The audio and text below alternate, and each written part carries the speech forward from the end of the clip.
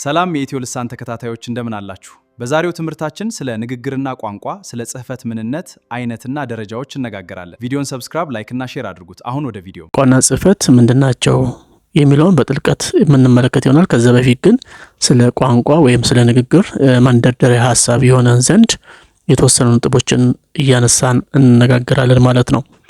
እንግዲህ ወደ ዋናው ፖይንታችን ከመግባታችን በፊት ስለ ቋንቋ ወይም ስለ ንግግር ምንነት አጠር ያሉ ነገሮችን ላንሳላችሁ።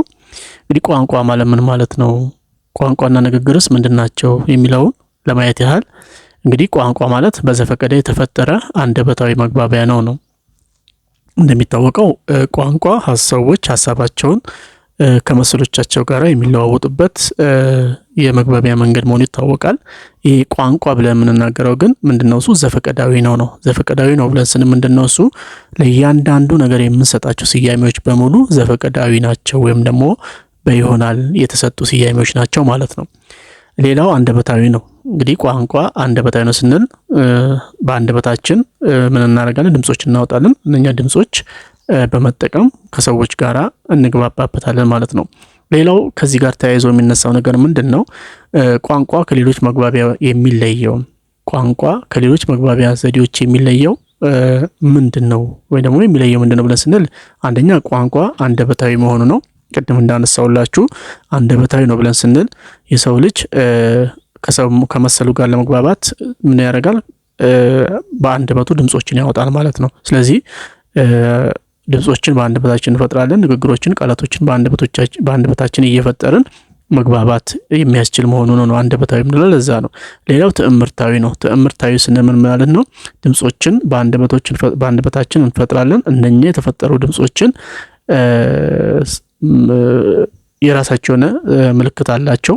ትዕምርታዊ ነው ስንል ምልክት ነው። ለምሳሌ ሀ ስንል አንድ ራሱ ምልክት ነው። ለ ስንል አንድ ራሱ የቻለ ምልክት ነው። ስለዚህ በዚህ ዙሪያ የሚፈጠሩ ድምጾችን ስርዓታዊ በሆነ መንገድ ወይም ደግሞ በዚህ ዙሪያ የተፈጠሩትን ድምጾች ወይም ትምህርቶች ወይም ምልክቶች ስርዓታዊ በሆነ መንገድ በመሰደር ወይም ደግሞ በመደርደር አንድ ራሱን የቻለ ሐሳብ ደግሞ ቃል እንፈጥራለን ማለት ነው።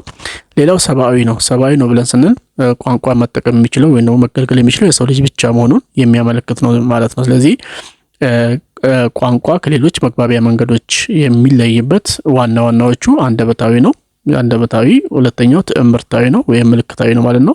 ሶስተኛው ስርዓታዊ ነው፣ አራተኛው ሰብአዊ ነው። ሌሎችም አሉ። ዋናዎቹ ናቸው። ሌላው የሰው ልጅ ለብዙ ሚሊዮን ዓመታት ቃላዊ በሆነ መንገድ በቋንቋ ሲገለገል እንደነበረ ይታወቃል። ቃላዊ ማለት ንግግራዊ ነው።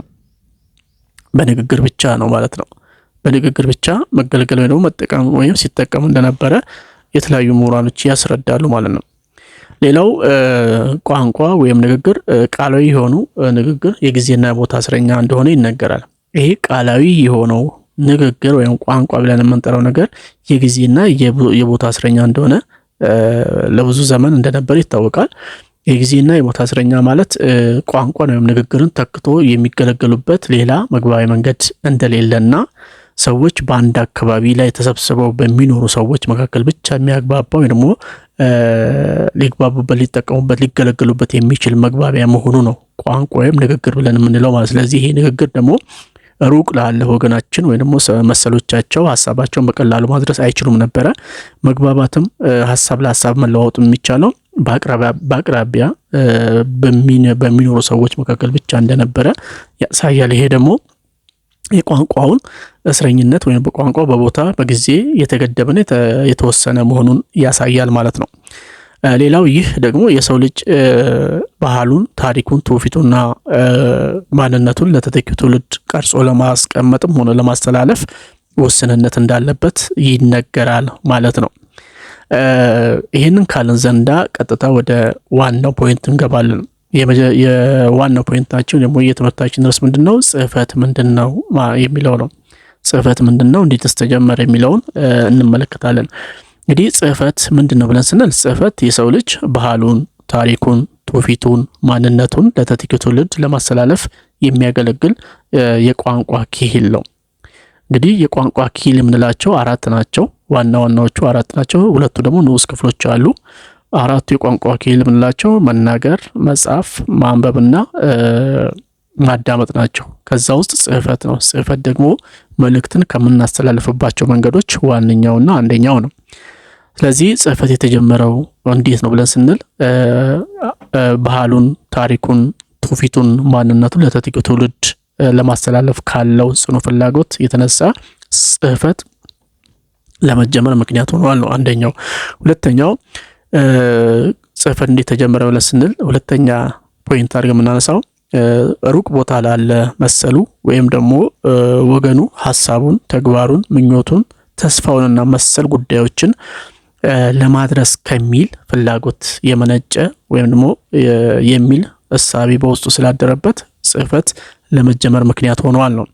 ሌላው የጥንቱ ሰው በየዕለት ህይወቱ የሚያጋጥመውን ክስተት በስዕል መልክ መግለጽ መጀመሩ ለጽህፈት መነሻ እንደሆነ ይገመታል። ስለዚህ እነኚህ ሶስቱ ዋና ዋና የጽህፈት ወይም ደግሞ ለጽህፈት መነሻ ምክንያት ሆነው የሚጠቀሱ ናቸው። የመጀመሪያው ባህሉን፣ ታሪኩን፣ ትውፊቱን፣ ማንነቱን ለተተኪው ትውልድ ለማስተላለፍ ካለው ፍላጎት፣ ሁለተኛው ሩቅ ቦታ ላለው መሰሉ ሐሳቡን፣ ተግባር፣ ምኞቱንና ተስፋውን ለማድረስ ካለው ጽኑ ፍላጎት፣ ሶስተኛው የጥንቱ ሰው በየዕለት ህይወቱ የሚያጋጥመውን ክስተት በስዕል መልክ መግለጽ መጀመሩ ለጽህፈት መነሻ ምክንያት እንደሆኑ የሚጠቀሱ ነጥቦች ናቸው ማለት ነው። አሁን ያነሳናቸው ነጥቦች ለጽህፈት መጀመር ምላሽ ይሆናሉ ወይ ነው። ጽህፈት እንዴት ተጀመረ ለሚለው የተሟላ ምላሽ ይሰጣሉ ወይ ብለን ማንሳት ያስፈልጋል። ጽህፈት መጀመር የተሟላ ምላሽ ይሰጣሉ ወይ ብለን ስናነሳ አይሰጡም ነው። ምክንያቱም ይህ ጽህፈት መቼ፣ የትና እንዴት እንደተጀመረ ወይም ደግሞ እንዴት እንደተጀመረ ለሚሉ ጥያቄዎች የተሟላ ምላሽ አላገኘም። ነገር ግን ከክርስቶስ ልደት በፊት እስከ 20 ሺህ የሚደርስ የሚሞላቸው የዋሻ ውስጥ ስዕሎች፣ ቅርጻቅርጾችን ተገኝተዋል። እነኚህ የሸክላ ላይ ስዕሎች፣ የድንጋይ ላይ ስዕሎች፣ ቅርጻቅርጾች ይገኙ እንጂ ለጽህፈት መነሻ ወይ ደግሞ ጽህፈት እንዴት ተጀመረ ለሚለው የተሟላ ምላሽ አይሰጡም።